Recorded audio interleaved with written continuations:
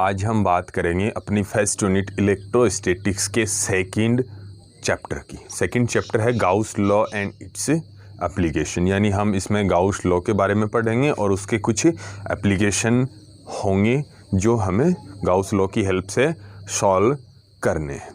तो इसमें अपन सबसे पहली बात Gauss law and its application अपना सेकंड चैप्टर है। सेकंड चैप्टर स्टार्ट करेंगे तो सेकंड चैप्टर में अपना सबसे पहला टॉपिक है इलेक्ट्रिक फ्लक्स। सबसे फर्स्ट क्या है? Electric flux. Electric flux study करने से पहले हमें कुछ इम्पॉर्टेंट बातें जानना जरूरी है। वो इम्पॉर्टेंट बात होगी एरिया वेक्टर की। एरिया वेक्टर अपन पढ़ रहे हैं इलेक्ट्रिक फ्लक्स, लेकिन इलेक्ट्रिक फ्लक्स से पहले अपने को एरिया वेक्टर स्टडी करना नेसेसरी होगा। देखिए अपन बात करते हैं, हमने 11th में स्केलर वेक्टर बहुत सारी क्वांटिटी के बारे में पढ़ा। कुछ क्वांटिटी स्केलर होती हैं, कुछ वेक्टर्स होती हैं। उनमें से हमने पढ़ा था कि जो एरिया होता है वो स्केलर क्वांटिटी होता है। एरिया क्या होता है? स्केलर होता है। लेकिन हम यहाँ बात करेंगे एरिया की। एरिया क्या होगा? वेक्टर होगा, यानी एरिया को हम वेक्टर कंसीडर करेंगे अपने इस चैप्टर में। तो सबसे इम्पोर्टेंट बात जाननी ज़रूरी है कि अगर हम एरिया होता तो कैसे, रियल में तो क्या है, स्केलर होता है, उसकी कोई डायरेक्शन नहीं होती। लेकिन इस चैप्टर में हमें क्या करना है, एरिया को वेक्टर से रिप्रेजेंट करना है, यानी उसकी स्पेसिफिक डायरेक्शन होनी चाहिए। तो देखिए, हम कोई भी एरिया लेते हैं तो उसकी डायरेक्शन किधर होगी। एरिया अगर हम कोई भी लें, कोई एरिया पार्टिकल लें, एरिया का पार्ट लें स्मॉल, या कोई भी सरफेस लें, तो उसकी डायरेक्शन क्या होगी। तो हम क्या करते हैं, एरिया के किसी भी पॉइंट पर परपेंडिकुलर ड्रॉ करते हैं। जैसे मैंने ये एरिया ड्रॉ कर दिया, देखो ये मेरे पास एक एरिया है, ये है एरिया। अब मैं क्या करूँगा, यहाँ पर इस पॉइंट पर क्या कर दूंगा, मैं एरिया सरफेस के परपेंडिकुलर एक लाइन ड्रॉ करूंगा। सरफेस के एरिया के क्या होगी, वो लाइन परपेंडिकुलर होगी। ये कैसी है, एरिया के साथ कितना 90 का एंगल बना रही है, ये परपेंडिकुलर ड्रॉ किया है। और यही क्या हो जाएगी, इस एरिया की डायरेक्शन हो जाएगी। जैसे मैंने ये पूरा कंप्लीट एरिया था, ये ABCD, ये क्या है, एक एरिया है जिसका मैं एक छोटा सा कंपोनेंट लेता हूँ, एक पार्ट लेता हूँ। ये वाला पार्ट मैंने ले लिया, इस पार्ट को मैं DS, स्मॉल पार्ट को किससे रिप्रेजेंट करता हूँ, ये एरिया DS है। लेकिन इस एरिया को हम वेक्टर से रिप्रेजेंट करेंगे, यानी DS को हम किससे लिखेंगे, DS वेक्टर से लिखेंगे। तो DS वेक्टर से लिखेंगे तो इसकी डायरेक्शन क्या होगी, यहाँ पर मैं क्या करता हूँ, इस कंपोनेंट के परपेंडिकुलर लाइन ड्रॉ करता हूं, और वो परपेंडिकुलर लाइन ही क्या करती है, DS एरिया जो कंपोनेंट है उसकी डायरेक्शन को रिप्रेजेंट करती है। ये क्या है, डायरेक्शन है। कैसे होती है, परपेंडिकुलर होती है। तो मैं ये आपको समझाता हूं एक बुक की हेल्प से। देखो ये मेरे पास एक नोटबुक है, ये नोटबुक है, ये वाला एरिया है। अगर इसको हमें वेक्टर रिप्रेजेंट करना है तो इसकी डायरेक्शन क्या हो जाएगी, सरफेस के परपेंडिकुलर हो सकता है, आउटवर्ड हो या इनवर्ड हो। जैसे मैंने इस एरिया को यूं रख लिया, ये वाला एरिया है, तो इसके डायरेक्शन क्या हो जाएगी, सरफेस के परपेंडिकुलर हो जाएगी।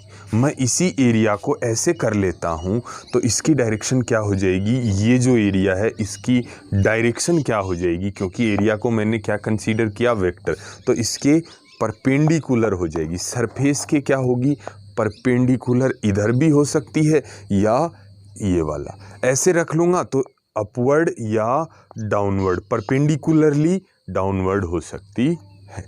तो इसके बारे में कुछ बातें लिखनी थी अपने को, वो लिख लेते हैं यहाँ पर कि कैसे कैसे एरिया वेक्टर होता है। तो उसके बाद हम इलेक्ट्रिक फ्लक्स पढ़ेंगे। तो सबसे फर्स्ट हेडिंग क्या होगी अपनी, एरिया वेक्टर।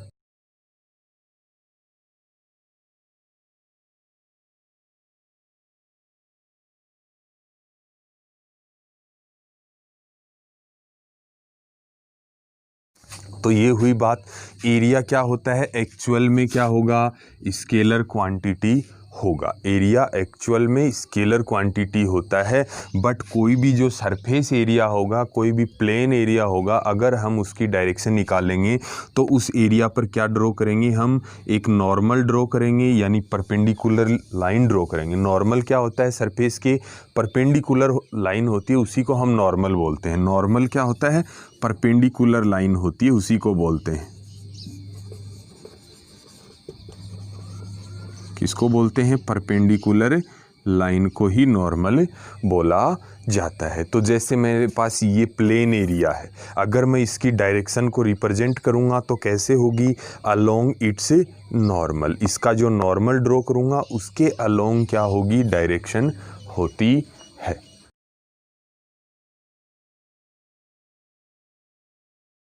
तो अपन बात करते हैं इलेक्ट्रिक फ्लक्स के बारे में। तो मेरी बात को ध्यान से सुनिएगा, हम फर्स्ट चैप्टर में ये बात पढ़ चुके हैं। इलेक्ट्रिक फील्ड जो होता है, इलेक्ट्रिक फील्ड को रिप्रेजेंट करने के लिए हम फील्ड लाइंस ड्रॉ करते हैं। इलेक्ट्रिक फील्ड को रिप्रेजेंट करने के लिए फील्ड लाइन ड्रॉ करते हैं। अगर फील्ड लाइन डेंसर हैं तो इलेक्ट्रिक फील्ड हाई होगा, अगर फील्ड लाइन रेयरर हैं तो इलेक्ट्रिक फील्ड लो होगा। ये प्रॉपर्टी में हमने स्टडी किया था। तो देखिए, मैं यहाँ पर इलेक्ट्रिक फील्ड को रिप्रेजेंट कर रहा हूँ, तो इलेक्ट्रिक फील्ड यानी कि फील्ड लाइन प्रेजेंट होंगी। ये फील्ड लाइन प्रेजेंट है। इस फील्ड लाइन में क्या कर देता हूँ, यहाँ फील्ड लाइन रिप्रेजेंट है, यानी कि फील्ड लाइन प्रेजेंट है, इट मीन्स यहाँ कोई ना कोई इलेक्ट्रिक फील्ड है। अगर इस फील्ड में मैं कोई भी एरिया पुट कर देता हूँ, इस फील्ड में मैं क्या कर देता हूँ, कोई भी एरिया मैंने यहाँ रख दिया, ये क्या रख दिया, एरिया रख दिया।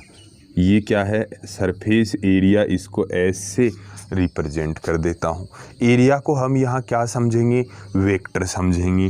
तो ये हो गया एस वेक्टर हो गया। इसकी डायरेक्शन क्या होगी, सरफेस के परपेंडिकुलरली इसकी डायरेक्शन होती है। ये किसकी डायरेक्शन हुई, एस की डायरेक्शन। ये किसकी डायरेक्शन हुई, इलेक्ट्रिक फील्ड की डायरेक्शन। जब हम इलेक्ट्रिक फील्ड में कोई भी एरिया पुट करेंगे तो एरिया के थ्रू फील्ड लाइन पास हो जाएंगी, एरिया के अंदर से फील्ड लाइन क्रॉस होंगी, एरिया के थ्रू फील्ड लाइन क्रॉस होंगी।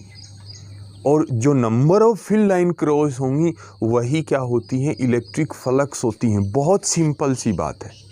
जहाँ भी इलेक्ट्रिक फील्ड होगा वहाँ फील्ड लाइन प्रेजेंट होंगी, क्योंकि इलेक्ट्रिक फील्ड को रिप्रेजेंट किससे करते हैं, फील्ड लाइन से करते हैं।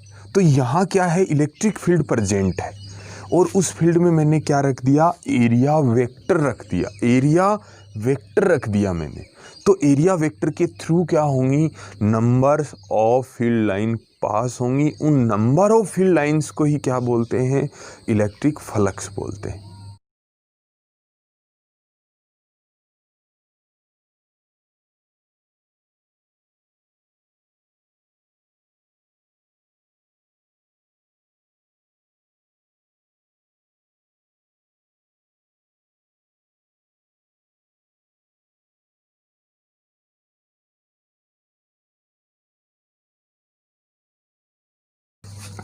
तो ये बात थी इलेक्ट्रिक फ्लक्स की। इलेक्ट्रिक फ्लक्स के बारे में क्या लिखा, number of electric field lines, number of electric field line of force, यानी ये यूनिटी पॉजिटिव चार्ज पर फोर्स को रिप्रेजेंट करती हैं, फोर्स की डायरेक्शन को रिप्रेजेंट करती हैं, इसलिए इनको electric field lines of force भी बोल देते हैं। Electric field line through the surface, surface से के थ्रू जो भी number of field lines pass होंगी उसी को क्या बोलेंगे, इलेक्ट्रिक फ्लक्स बोलेंगे। लेकिन वो जो सरफेस है वो कहाँ प्लेस्ड होनी चाहिए, इलेक्ट्रिक फील्ड में प्लेस्ड होनी चाहिए। सरफेस कहाँ प्लेस्ड होनी चाहिए, इलेक्ट्रिक फील्ड में प्लेस्ड होनी चाहिए। इलेक्ट्रिक फील्ड में प्लेस्ड किसी भी सरफेस के थ्रू जो नंबर ऑफ फील्ड लाइन पास होती है उनको ही हम इलेक्ट्रिक फ्लक्स बोलते हैं। फिर दूसरी बात, इसको फ्लक्स को किससे रिप्रेजेंट करते हैं, देखिए फ्लक्स को फाई से रिप्रेजेंट करते हैं। अब अपने सामने बात आएगी, आगे के चैप्टर पढ़ेंगे तो कि फ्लक्स दो टाइप्स की होती है, मैग्नेटिक फ्लक्स भी होती हैं और इलेक्ट्रिक फ्लक्स भी होती है। इलेक्ट्रिक फ्लक्स इसको फाई ई से लिख देते हैं, मैग्नेटिक वाली को फाई एम से लिख देते हैं। मैग्नेट वाली भी फ्लक्स होती हैं और इलेक्ट्रिक भी होती हैं, इसलिए इलेक्ट्रिक वाली को फाई ई से रिप्रेजेंट कर देते हैं। दूसरी बात, ये जो फ्लक्स होती है ये क्या होती है, एक स्केलर क्वांटिटी होती है, यानी कि इस फ्लक्स की कोई डायरेक्शन नहीं होती है। तो ये बात थी इलेक्ट्रिक फ्लक्स के बारे में। ये डायग्राम बना के हमने देखो यहाँ से देखा, इसके थ्रू देखो ये फील्ड लाइंस पास हो रही, इसके थ्रू ये वाली सरफेस के थ्रू नहीं हो रही, ये फील्ड लाइन भी सरफेस के थ्रू पास नहीं हो रही, ये लाइन सरफेस के अंदर से पास हो रही है, इसलिए इनको क्या बोलेंगे, नंबर ऑफ फील्ड लाइंस को ही क्या बोलेंगे, इलेक्ट्रिक फ्लक्स। अब अपन बात करते हैं कि अपने पास यूनिफॉर्म इलेक्ट्रिक फील्ड है। यूनिफॉर्म इलेक्ट्रिक फील्ड कैसे होता है, पैरेलल और equal distanced electric field lines होती हैं। ये इलेक्ट्रिक फील्ड लाइन पैरेलल है और इनके बिटवीन डिस्टेंस क्या है, इक्वल है। तो ये क्या हो गया, यूनिफॉर्म इलेक्ट्रिक फील्ड हो गया। यूनिफॉर्म इलेक्ट्रिक फील्ड की वैल्यू कितना है, ई वेक्टर है, यूनिफॉर्म इलेक्ट्रिक फील्ड। इस फील्ड में हम क्या करेंगे, एरिया को पुट करेंगे। देखो ये वाला एरिया ऐसे पुट कर दूंगा तो मैं ये सभी number of field lines area के अंदर से पास हो रही हैं। अगर मैं इसी एरिया को यूं पुट कर देता हूं तो कुछ फील्ड लाइंस देखो, ध्यान से देखो, कुछ नंबर ऑफ फील्ड लाइंस इसके थ्रू नीचे से पास हो गई, कुछ इसके ऊपर से, यानी ये जो क्लोज सरफेस है इसके अंदर से पास नहीं हो रही। सीधी सीधी बात समझनी ये है कि इसके अंदर से जानी चाहिए, इसके ऊपर से गई, इसके सामने से यूँ निकल गई, इसके बैक साइड से यूँ पास हो गई, तो वो फील्ड लाइन एरिया के थ्रू पास होने वाली नहीं होगी। क्या होगी, ये जो इसकी बाउंड्री है इसके थ्रू पास होनी चाहिए, इसके थ्रू पास होगी तो ही वो क्या काउंट होगी, फील्ड लाइन फ्लक्स में काउंट होगी। तो ये वाला एरिया मैं अगर इस टाइप से पुट कर देता हूँ तो कुछ नंबर ऑफ फील्ड लाइंस ऊपर से पास हो रही हैं, कुछ नीचे से, यानी एरिया के थ्रू पास नहीं हो रही। यही एरिया मैं ऐसे पुट कर देता हूँ तो इस एरिया के थ्रू फील्ड लाइन पास हो जाती है। तो सबसे इम्पोर्टेंट है एरिया की डायरेक्शन। मैं इसको देखो ऐसे पुट कर रहा हूँ, सभी फील्ड लाइन क्या हो रही हैं, इसके थ्रू पास हो रही हैं। धीरे धीरे धीरे धीरे मैं इसको रोटेट करूँगा, ऐसे रोटेट कर दूँगा तो क्या हो जाएगा, नंबर ऑफ फील्ड लाइन देखो, ये वाला फील्ड लाइन एरिया के थ्रू पास नहीं हो रहा, ये ऊपर वाला भी नहीं हो रहा। तो सबसे इम्पोर्टेंट जो बात है वो क्या है, डायरेक्शन है।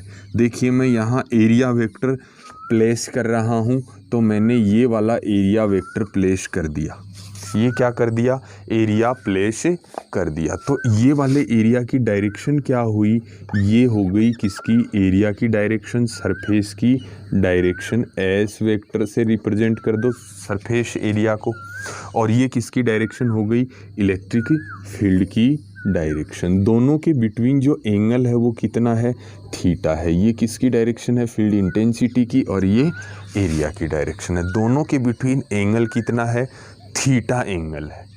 अब देखिए इसमें से कुछ फील्ड लाइन पास हो रही हैं, कुछ नहीं भी हो रही।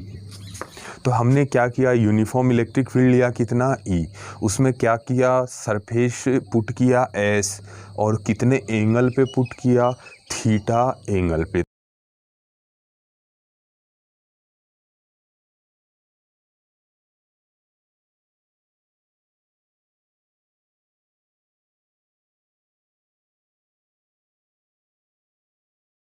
ये था अपना यूनिफॉर्म इलेक्ट्रिक फील्ड जिसमें सरफेस एस को प्लेस किया है थीटा एंगल पे।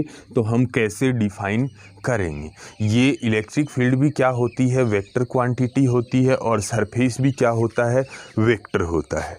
और जो इलेक्ट्रिक फील्ड होगा फाई, जो इलेक्ट्रिक फील्ड होगा फाई ई, वो क्या होता है, स्केलर क्वांटिटी होता है। क्या होता है, स्केलर। ये दोनों वेक्टर हैं और इससे हमें क्या निकालना है, स्केलर क्वांटिटी निकालना है। तो हम यहाँ क्या करेंगे, दोनों का डॉट प्रोडक्ट कर देंगे।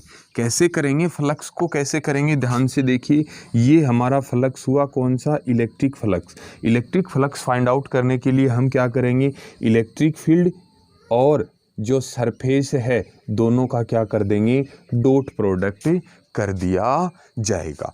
अब ये डॉट प्रोडक्ट जब भी हम ओपन करेंगे तो यहाँ तो क्या आ जाएगा, इलेक्ट्रिक फील्ड का एम्पलीट्यूड आ जाएगा, इलेक्ट्रिक फील्ड का एम्पलीट्यूड यहाँ आ जाएगा, और यहाँ सरफेस का क्या हो जाएगा, एम्पलीट्यूड आ जाएगा, और ये आ जाएगा कोस थीटा। ये थीटा क्या है, angle between direction of field and direction of area vector. Area vector की डायरेक्शन और इलेक्ट्रिक फील्ड की डायरेक्शन के बिटवीन एंगल हो जाएगा थीटा। ये फाई को किससे रिप्रेजेंट किया, ई डॉट एस, यानी dot product of electric field and surface vector. तो ये बात भी लिख देते हैं हम।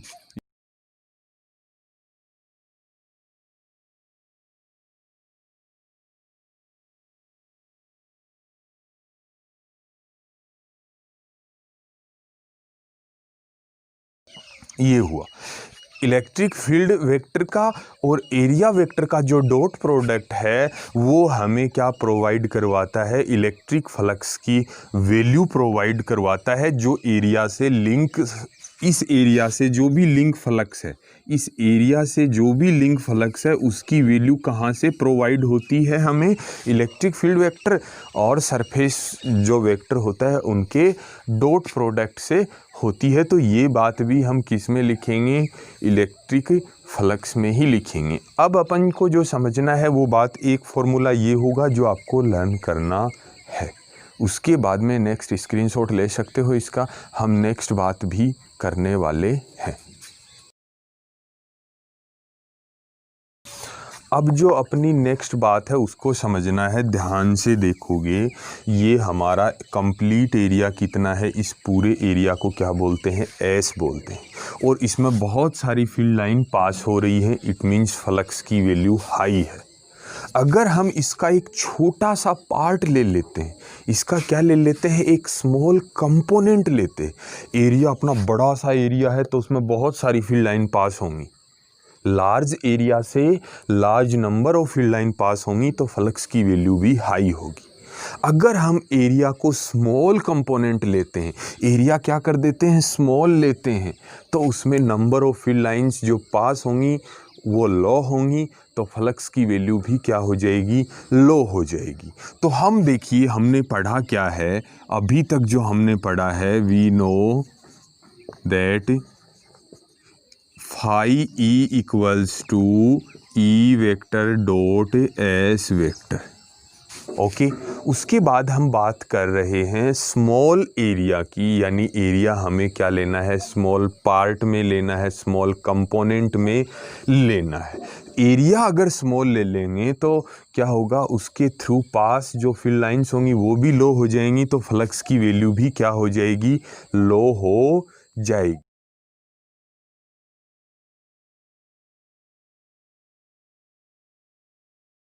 तो यहाँ हम स्मॉल एरिया एलिमेंट प्लेस करेंगे तो क्या हो जाएगा, देखिए फील्ड की वैल्यू तो ई रहेगी, यहाँ ए स्मॉल जो एरिया होता है उसको, जो एरिया होगा उसको एस से रिप्रेजेंट करेंगे, स्मॉल एरिया को डी एस से करेंगे। जैसे ही ये एरिया देखो, जब ये एरिया का बड़ा एरिया था तो एस था, जैसे ये स्मॉल हो गया डी एस कर दिया। एरिया स्मॉल होते ही फ्लक्स की वैल्यू भी क्या हो जाएगी, बहुत लो हो जाएगी, तो उसको भी हम किससे रिप्रेजेंट करेंगे, डी फाई से। इसमें भी क्या कर दिया, एस की जगह डी एस कर दिया, तो फाई की जगह भी डी फाई हो जाएगा। उसके बाद अपन बात करते हैं, ये तो हमारा हुआ स्मॉल एलिमेंट के थ्रू पासिंग फ्लक्स, किसके थ्रू, स्मॉल एरिया एलिमेंट के थ्रू फ्लक्स हुआ। अगर कंप्लीट फ्लक्स निकालेंगे तो हम यहाँ क्या करेंगे, इंटीग्रेट करेंगे इसको, दोनों साइड को क्या कर देंगे, इंटीग्रेट कर देंगे, okay.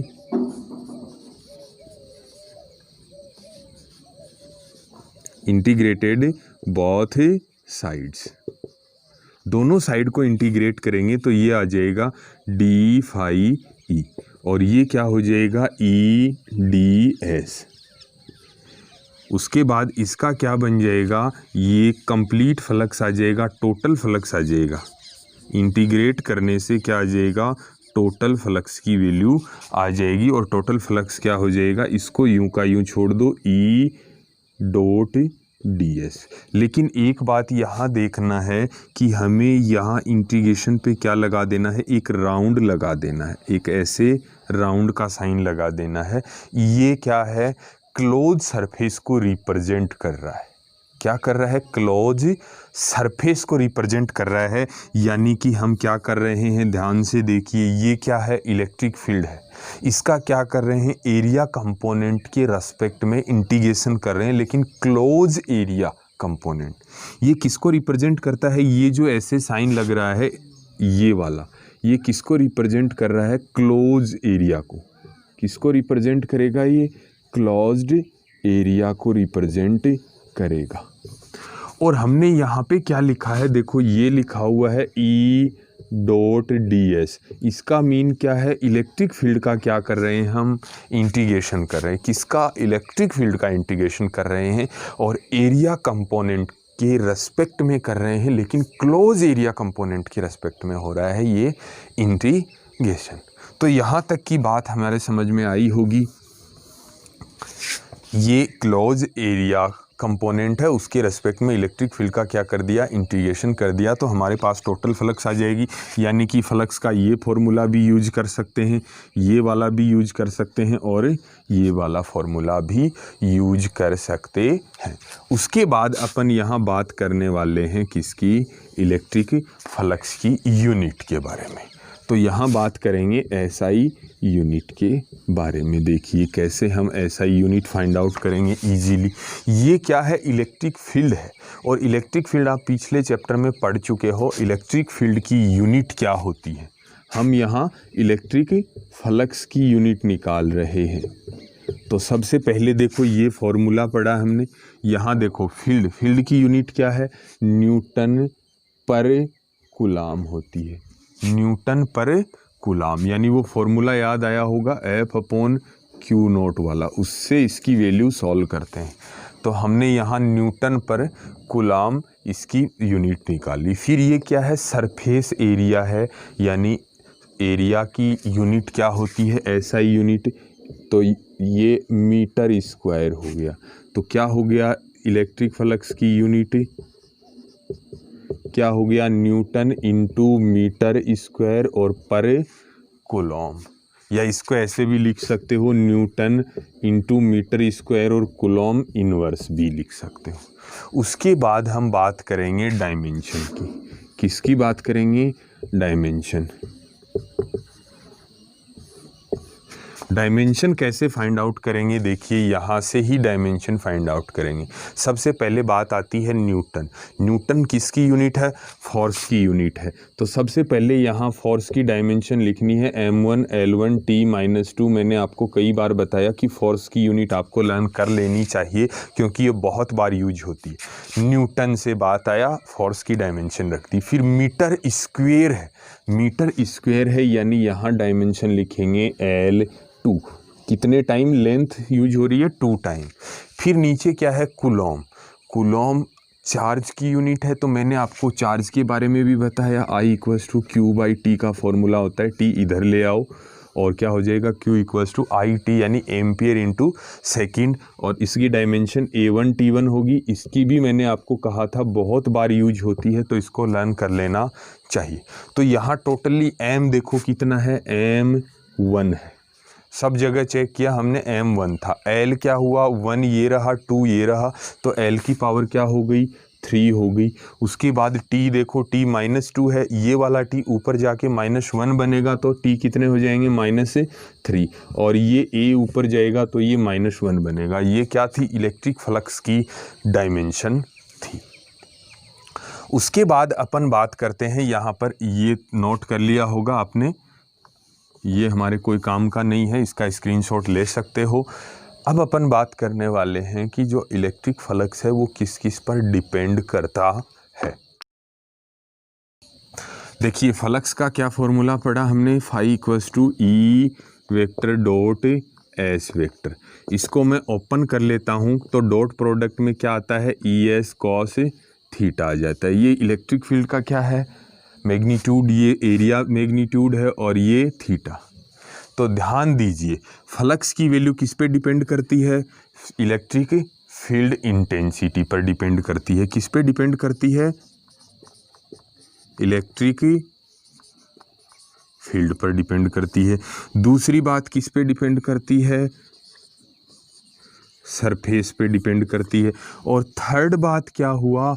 Angle between field and area direction, area vector किस पे डिपेंड करती है? एंगल पर डिपेंड करती है। एंगल किसके बिटवीन?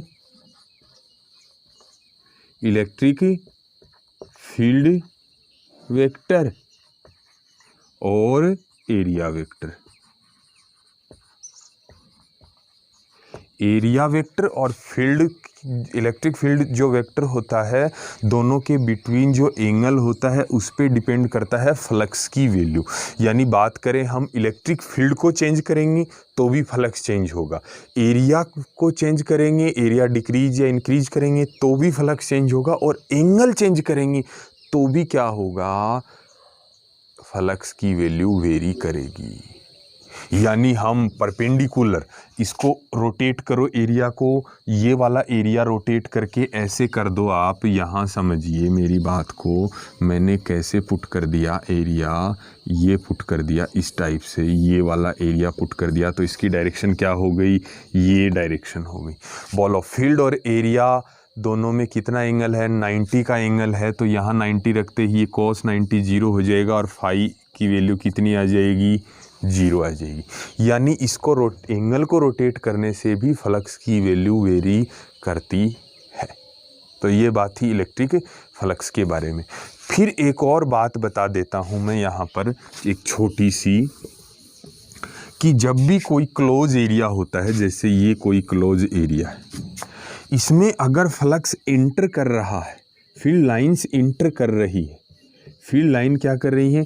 इंटर कर रही हैं, तो फ्लक्स की वैल्यू क्या होगी? नेगेटिव होगी। क्या होगी? नेगेटिव। जब फील्ड लाइंस इंटर करेंगी तो फ्लक्स नेगेटिव होगी, और जब भी किसी एरिया को फील्ड लाइन लीव कर रही हैं, छोड़ रही हैं या आउटवर्ड हैं, यानी इससे बाहर जा रही हैं, जैसे ये वाला, इस टाइप से जब भी होता है, जब फील्ड लाइंस क्या कर रही हैं? एरिया वेक्टर को, क्लोज एरिया को लीव कर रही हैं, तो जो ये फ्लक्स है, इलेक्ट्रिक फ्लक्स, ये क्या होता है? पॉजिटिव होता है। क्या होता है? पॉजिटिव होता है। तो ये सारा कंप्लीट था किसके बारे में? इलेक्ट्रिक फ्लक्स के बारे में। इसमें आपको मेन चीज़ें जो समझनी है, इलेक्ट्रिक फ्लक्स की डेफिनेशन, यूनिट, डायमेंशन। उसके बाद इलेक्ट्रिक फ्लक्स के फॉर्मूले थे। पहला है phi E equals to E vector dot S vector. दूसरा क्या है? D phi E equals to E dot d S. तीसरा है phi E equals to integration, close integration of E dot d S.